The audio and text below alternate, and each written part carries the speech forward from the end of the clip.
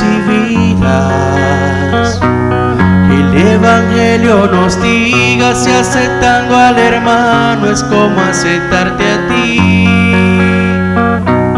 Tratemos de llevar todo el mensaje que da Jesucristo, pues nos indica el camino y con sus lindas palabras para todos salvar. Aleluya, aleluya. Si aceptando al hermano es como aceptarte a ti.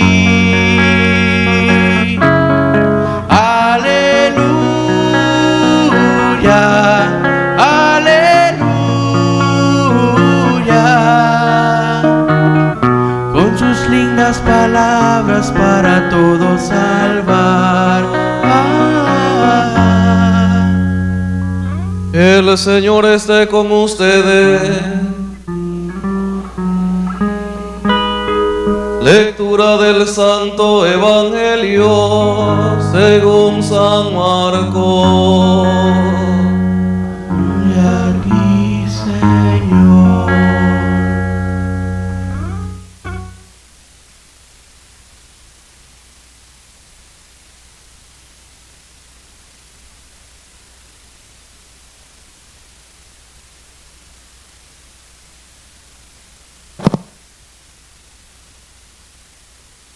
En aquel tiempo fue Jesús a su pueblo en compañía de sus discípulos. Cuando llegó el sábado, empezó a enseñar en la sinagoga. La multitud que lo oía se preguntaba asombrada: ¿de dónde saca todo eso? ¿Qué sabiduría es esa que le han enseñado? ¿Y esos milagros de sus manos? ¿No es este el carpintero, el hijo de María, hermano de Santiago y José, y Judas y Simón? ¿Y sus hermanas no viven con nosotros aquí? Y esto les resultaba escandaloso. Jesús les decía: no desprecian a un profeta más que en su tierra, entre sus parientes y en su casa. No pudo hacer allí ningún milagro, solo curó a algunos enfermos imponiéndoles las manos, y se extrañó de su falta de fe, y recorría los pueblos de alrededor enseñando.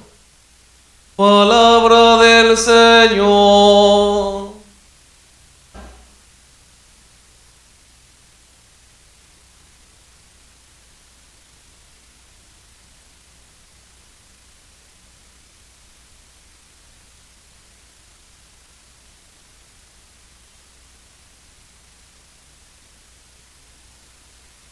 El Evangelio que acabamos de escuchar tiene dos temas fundamentales. Uno, las preguntas que se hacen sus paisanos sobre los parientes cercanos de Jesús y, por tanto, sobre los hermanos de Jesús. Y eso solo lo voy a señalar como un paréntesis antes de la reflexión central que quiero tener en el día de hoy, basada en el segundo tema que aparece en el Evangelio, en la primera lectura y en el Salmo que escuchamos en este día. Los hermanos de Jesús, algunos por ahí dicen de los hijos de María, y atacan a la Virgen diciendo: María tuvo tantos hijos, e incluso nos pueden presentar algún texto bíblico donde habla por nombre propio de algunos de los hermanos de Jesús. Y no podemos negar que fueran hermanos de Jesús en la cultura semita. ¿Por qué eran hermanos de Jesús? Y sabemos que eran hermanos de Jesús y no hijos de María. Tampoco eran hijos de José. Entonces, ¿cómo eran hermanos de Jesús? Bueno, es sencillo. La cultura semita, o el lenguaje semita, mejor dicho, no contenía, al menos en aquella época, algunos vocablos que nosotros sí tenemos hoy para hablar de los parientes cercanos. La palabra tío, sobrino, primo, y mucho menos que primo hermano, primo segundo y primo tercero, y ya no se sabe qué más. Eso no existía en arameo.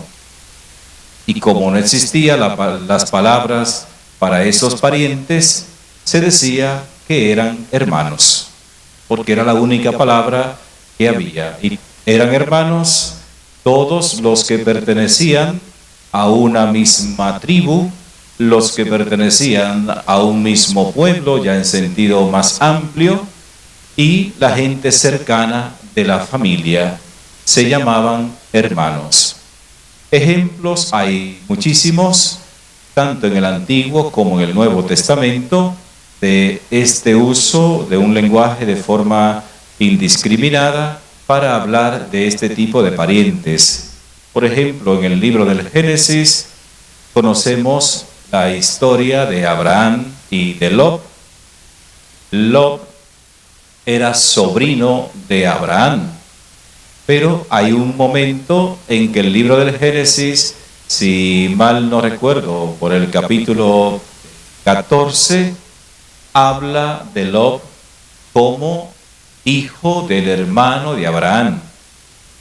Y después, un poquitito más adelante, habla de Lot como hermano de Abraham, pero era el mismo personaje. De modo que de ahí tenemos por ejemplo, la falta de la palabra sobrino. Hay traducciones modernas de la Escritura, alguna traducción que habla de Lot, el sobrino de Abraham. Es una mala traducción porque no existía la palabra y en el texto original indudablemente que no existe.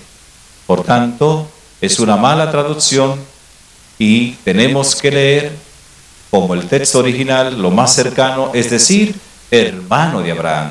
Pero cuando vemos el contexto y vemos que realmente él era hijo de un hermano de Abraham, tenemos que decir que era su sobrino. Pero eso no nos da pie a que hagamos una traducción acomodaticia, decir que era sobrino, cuando el texto original no puede decir que era sobrino porque no existía la palabra. Eso para poner un ejemplo en el Antiguo Testamento. En el Nuevo Testamento igualmente aparecen algunos, vaya, sureño, aparecen algunos mencionados por nombre como hermanos de Jesús. O sea, nunca dice que son hijos de María, pero sí dice que son hermanos de Jesús. Ejemplo de ello, Santiago y Juan. ¿Quiénes eran Santiago y Juan? Bueno, habían dos Santiagos dentro de los nombres de los apóstoles, Santiago el mayor, Santiago el menor. Se supone que a Santiago el mayor es al que se refiere cuando se habla de hermano de Jesús. Y Juan, el hermano de Santiago, pero Santiago y Juan, ¿de quién eran hijos? Eran hijos de Zebedeo. Y se menciona el nombre del padre primero, y después en otro momento en el Evangelio de Lucas menciona que mientras iban de camino subiendo por ahí, por la zona de Cesarea de Filipo, donde Pedro confesó la fe en el Señor como Mesías, después la madre de los Zebedeos se acercó a Jesús para pedirle 2 puestecitos para sus hijos.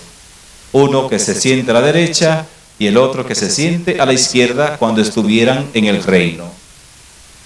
Se menciona a la madre y se menciona también el padre. De modo que no eran ni hijos de José, ni mucho menos eran hijos de María. Pero sí eran hermanos de Jesús porque se parece eran algunos parientes cercanos. Eso para poner un ejemplo en el Antiguo o en el Nuevo Testamento. De modo que los hermanos que aparecen en la Sagrada Escritura no siempre son hermanos de sangre, no siempre son hermanos de sangre, aun sea de Jesús o de otra persona. Son parientes cercanos. Y repito, como no teníamos o no tenían ellos los términos tío, sobrino, etcétera, o lo llamaban hermanos. Eran parientes realmente cercanos. Y nosotros, en la usanza cotidiana, también nos llamamos hermanos. Desde el lenguaje propiamente cristiano, pues todos nos llamamos, nos reconocemos hermanos en Cristo. Y en la vida cotidiana también, en el lenguaje del día a día, comenzamos a hablar con una gente y a ratito le estamos diciendo primo.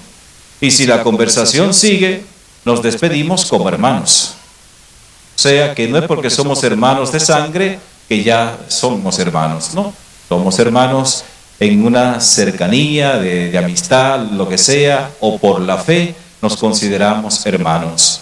Por ejemplo, cuando alguien muere y uno está celebrando la exequia, ¿de cuántas exequias he celebrado yo en mi vida? Bueno, pues no sé, 19 años celebrando, a veces hasta de 2 y de 3 juntos, imagínense usted cuánto habré celebrado.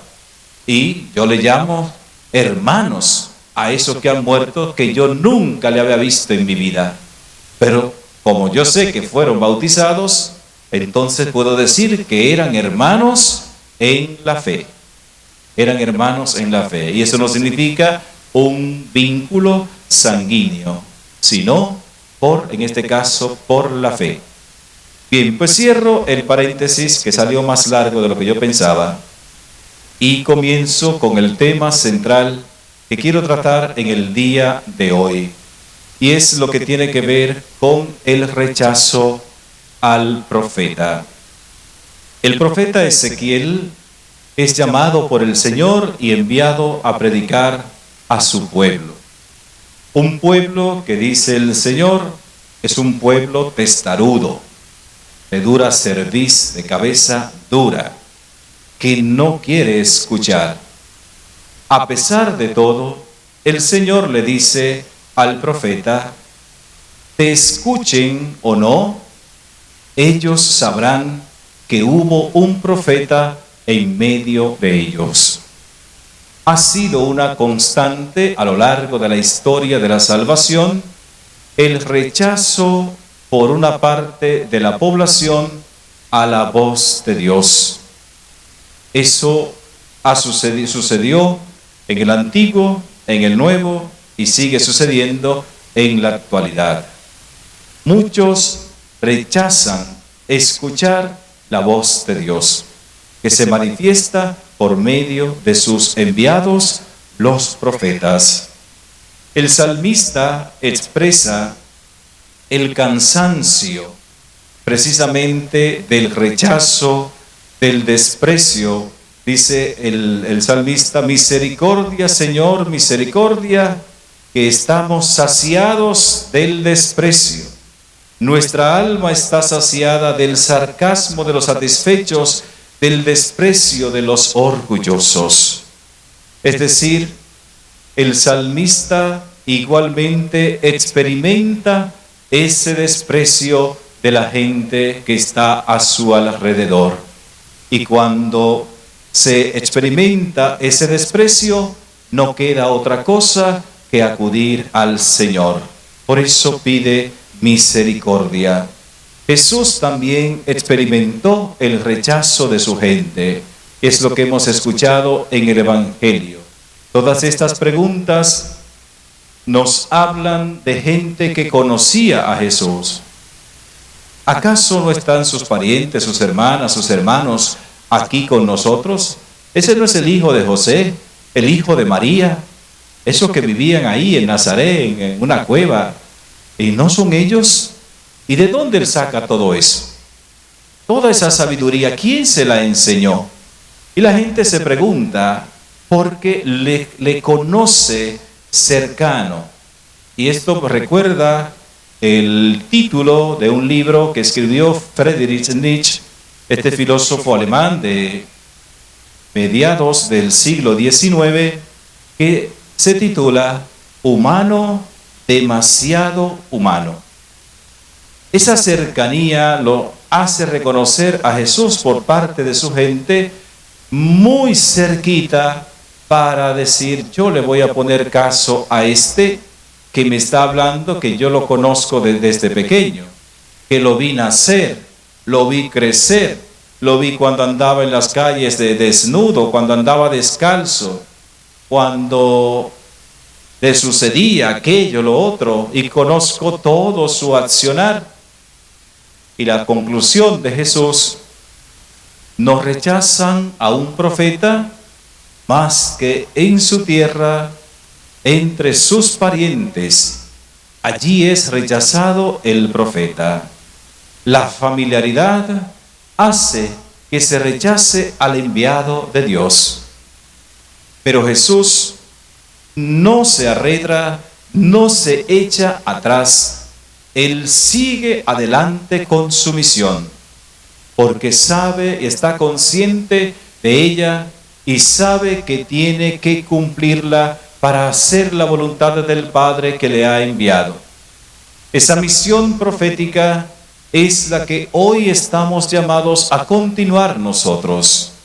El mundo de hoy precisamente ha dado las espaldas a Dios, ha rechazado la palabra del Señor, ha rechazado a los enviados de Dios. Y aunque el mundo pretenda rechazarla, y en el caso propio de la Iglesia, rechazarla como institución, tratar de denigrarla moralmente para no escuchar su mensaje, el mundo necesita escuchar esta palabra del Señor. Es necesario entonces que la Iglesia, y cuando hablo de la Iglesia, hablo de cada uno de nosotros, de los bautizados. Hoy van a ser bautizados 8 niños. Todo bautizado es consagrado sacerdote, profeta y rey. Y eso no es de gratis. Eso tiene un sentido, un compromiso para todo bautizado. ¿Cuál es la misión de un sacerdote en el pueblo de Dios? Es la santificación, la administración de lo sagrado. Pero esa santificación es para todos. Cada uno tiene que santificar su propia vida. Y esa consagración no puede quedarse en el aire. Segundo, somos consagrados también como reyes. ¿Qué es lo que hace un rey? Gobierna. ¿Qué debe hacer un cristiano? Gobernar su vida, gobernar su voluntad para poder hacer la voluntad de Dios, someter su voluntad para hacer la voluntad de Dios. Y tercero, es consagrado como profeta. ¿Y qué hace un profeta? Tiene una doble misión. Anuncia la palabra de Dios y también denuncia los males que acontecen en la sociedad. Y precisamente el profeta es relegado o rechazado porque anuncia una palabra que el mundo no quiere oír. Porque es muy fácil ser un falso profeta. Es muy fácil decir lo que la gente quiere oír. Porque cuando yo digo lo que quieren oír, pues simplemente todo el mundo está de risita. Porque qué bonito habla el Padre y qué bien habla el Padre. Pero cuando digo lo que no quieren oír, pasa como la vieja aquella del cuento, cuando el padre estaba arengando en contra de la forma de vida de la juventud y la vieja decía atrás: dile duro, padre, dile duro, así mismo, padre. Pero cuando habló de las viejas chismosas como ella, entonces dijo: ya viene el padre a meterse en lo que no le importa. Porque es así, cuando queremos escuchar lo que a nosotros nos gusta, es muy fácil. O lo que yo creo que es para otro, es muy fácil. Y ahí se habla bien. Pero cuando el profeta entonces hace la denuncia en donde yo estoy metido, allá viene el padre a meterse en lo que no le importa.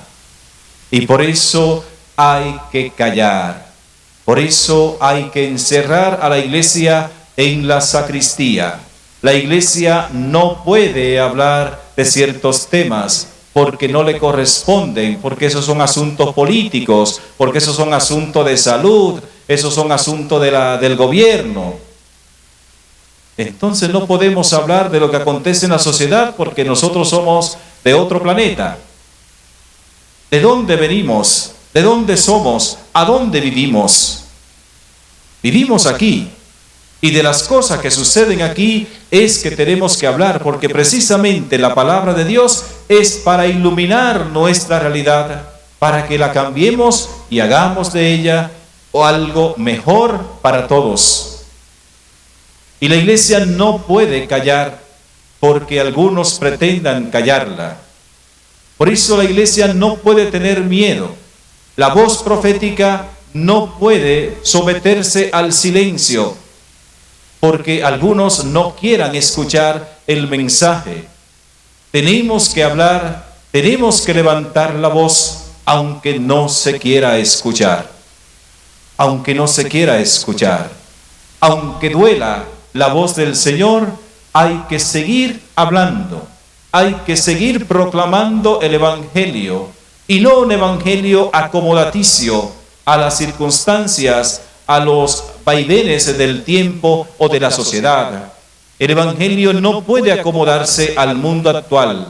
Como dicen algunos, la iglesia tiene que modernizarse, tiene que actualizarse. Y cuando dicen actualizarse, significa acomodarse a la mentalidad actual. Y no es así. La iglesia no tiene que actualizarse en ese sentido, no tiene que acomodarse a la mentalidad del hombre de hoy. Porque la iglesia tiene una misión y es única su misión: continuar la misión de Cristo. Y su misión está contenida en el Evangelio. Y el Evangelio es el mismo ayer, hoy y siempre. El Evangelio no cambia, cambiamos nosotros nuestra mentalidad, cambiamos nuestro estilo de vida y vamos según la corriente del momento. Pero la iglesia no puede someterse a las corrientes de pensamiento de cada tiempo, porque si fuera así, ya la iglesia no existiera. Solo quedaría en la historia una institución que se llamó iglesia. No existiera. Porque si se somete a cada cosa, a cada momento, pues no va a servir. Porque los sistemas de pensamiento van y vienen. Porque van apareciendo nuevas cosas. Pero el Evangelio sigue siendo el mismo. Imaginémonos a la iglesia sometida a las ideologías actuales, la ideología del género, que destroza todo, destruye todo, no acepta las diferencias, aunque hablan mucho de apertura al consenso, a la diversidad, pero no aceptan la diferencia. No aceptan que pensemos distinto, y eso que hablan mucho de que se acepte lo diverso, la pluralidad. Son plurales para lo que le corresponde, para lo que le pertenece y le conviene, pero no para aceptar un pensamiento contrario a su pensamiento. Esto que se está promoviendo ahora mediante estas ideologías, tenemos que denunciarlo. Tenemos que denunciarlo sin miedo, sin temores, sin vergüenza alguna, porque la voz profética de la iglesia no puede callar ante los que destruyen la familia, no puede callar ante aquellos que quieren someter a nuestros hijos a estas ideologías, a decirle en las escuelas, como ya vimos la semana antepasada, una charla desde el Ministerio de Salud Pública diciéndole a los niños: no se nace hombre, no se nace mujer. Eso es una construcción social y eso no es verdad. Eso es contra natura y nosotros no podemos callar ante eso. Y a veces somos culpables porque primero se nos sensibilizó por muchos medios, por radio, por televisión, por telenovelas, por literatura. Se nos sensibilizó para decirnos: eso es normal. Y se han escrito muchos libros, muchos artículos tratando de justificar lo que es totalmente contra natura. Se nace hombre o se nace mujer. No se construye el hombre. No es como dijo Simone de Beauvoir: mujer no se nace, se hace. Usted nace mujer y se desarrolla como mujer y tiene unas condiciones que la hacen mujer, como igualmente tiene unas condiciones físicas, psicológicas, biológicas, psíquicas, que lo hacen hombre, que lo hacen mujer, con diferencias bien marcadas. Entre todas las diferencias entre una hembra y un varón, son más de 600 diferencias que tenemos. No me diga usted que eso se construye socialmente, cuando esas diferencias son de todo tipo, son psicológicas, son biológicas, son espirituales y de otro tipo más. Más de 600 diferencias entre una hembra y un varón. ¿Y eso se va a construir? No se construye, se nace siendo así. Pero ahora se nos quiere vender, se nos quiere decir que todo lo anterior, todos los que crecimos escuchando que somos hembras y que somos varones, estamos equivocados. Estamos equivocados. Y se está invirtiendo mucho dinero, mucho recurso para eso. Se está invirtiendo mucho para eso. Y tenemos que desmarcarnos de esos antivalores que están destruyendo la sociedad, están destruyendo la familia, están destruyendo todo e incluso se están metiendo en la iglesia. Y hay mucha gente de esa metida en la iglesia hasta el más alto nivel. Y nosotros estamos muy tranquilos. Estamos sentados en la iglesia cada domingo en el banco y no nos estamos dando cuenta que nos están robando nuestros valores, nos están carcomiendo la familia, el cimiento, la base de la sociedad, la base de la iglesia, la están dañando y nosotros estamos apoyando eso en nombre de la pluralidad, en nombre de aceptarlo todo, porque bueno, cada uno tiene su estilo de vida. Tenemos que despertar. Tenemos que despertar y nuestra voz profética no puede callar. Escuchen o no escuchen, tienen que saber que aquí hay un profeta. Tienen que saber que hay una iglesia, que hay una comunidad comprometida para defender los valores de la familia, para defender la sociedad ante estos ataques que no son ocultos, porque a veces hay cosas que son ocultas. Esto no es oculto, esto es público, porque se invierte mucho dinero en esto. Y se hacen estudios falsos, se dan estadísticas falsas para continuar con estas agendas. Y tenemos que estar atentos.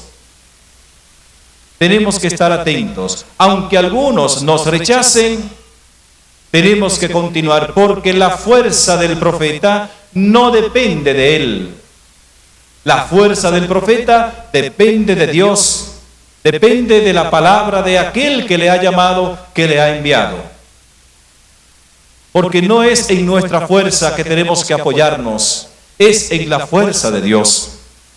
Y eso es lo que San Pablo hoy nos ha dicho en esta segunda carta a los Corintios que hemos escuchado. Cuando soy débil, entonces soy fuerte.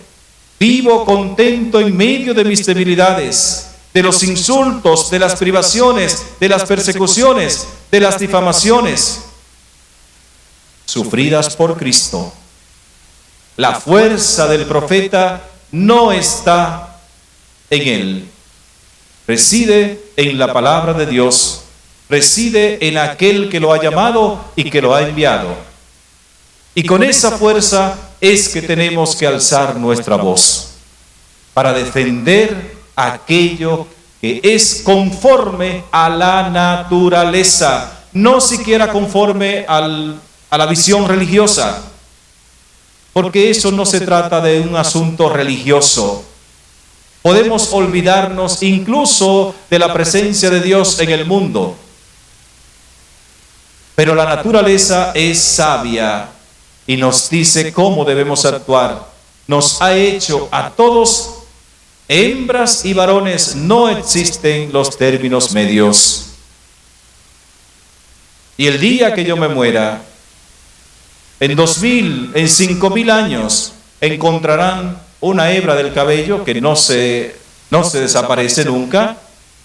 Y cuando esa hebra de cabello sea analizada, simplemente el análisis va a decir, perteneció a un hombre, perteneció a un varón, porque mis genes dicen que yo soy varón, no dicen otra cosa.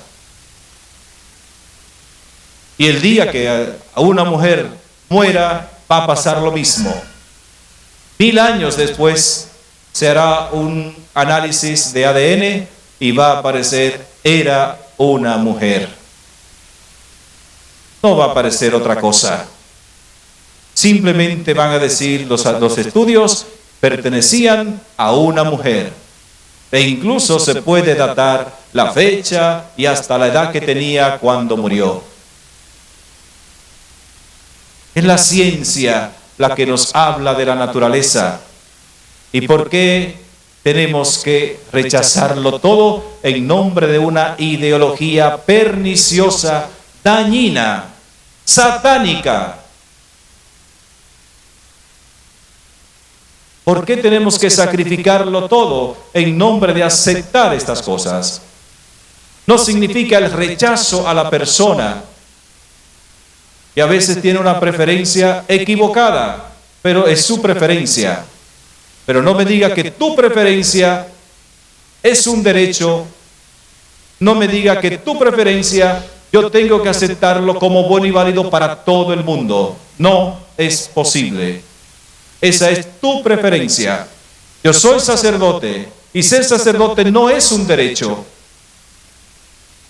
Es una opción de vida como lo es el matrimonio. De hecho, el matrimonio tampoco es un derecho. Y es algo natural. Y no es un derecho. Yo no tengo que decirle a todo el mundo que acepte que yo soy sacerdote como un derecho humano, porque no lo es. Es una opción de vida para vivir desde la fe en esta vocación. Porque igualmente, antes de yo querer ser sacerdote, yo quería casarme y tenía mis planes de casarme a los 25 años. Pero el Señor se metió de por medio y a los 20, 21 me mandó para el seminario. Y comencé ahí con miedo hasta llegar aquí donde estoy. Pero es una opción, no es un derecho. Sus opciones o preferencias personales son sus preferencias, no son derechos humanos.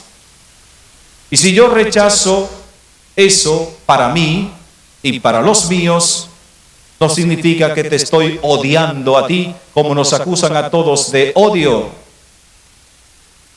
Si podemos hablar de odio, quizás odio tendría la persona por sí misma que rechaza lo que es por naturaleza. Pero aún así no podemos hablarlo. Tenemos que despertar. No podemos seguir durmiendo en los laureles. Decía Bottmeier, con esto concluyo. Mientras los buenos dormimos y no hacemos el bien que tenemos que hacer, los malos siguen maquinando hacer el mal. Mientras dormimos, los otros siguen trabajando, siguen haciendo el mal, siguen propagando el mal en el mundo por muchos medios. No podemos seguir dormidos. Despierten, tomen conciencia de la hora que nos ha tocado vivir. No es una hora fácil la que estamos viviendo.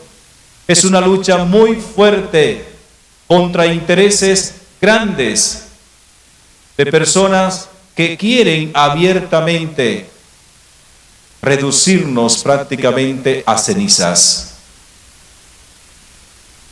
grandes poderosos lo han dicho abiertamente. Quieren reducir la población a 5.000 millones nada más. Y ahora mismo somos 8.500 millones. 8.500 millones y algo más. Y quieren reducirla a 5.000.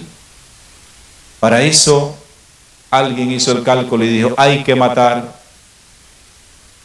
más de 3.500 diarios. Matarlos, no que se mueran, matarlos. Para en cierto tiempo llegar a esa cifra. No crean que estamos luchando con cosas de este mundo. Son personas que se han dejado usar por el diablo. Y lo digo claro, se han dejado usar por el diablo. Porque ya tampoco los predicadores mencionan al diablo en la iglesia. Sí, hay que mencionarlo porque el diablo existe. Y el poder del diablo está en que no le hagamos caso. Porque ahí es que él se aprovecha. Se han dejado usar por el demonio para hacer lo que están haciendo. Y toda esta ideología es parte de eso. Es parte de eso. Ya está bueno por hoy. Pidámosle al Señor que nos dé la fuerza profética de seguir anunciando su mensaje.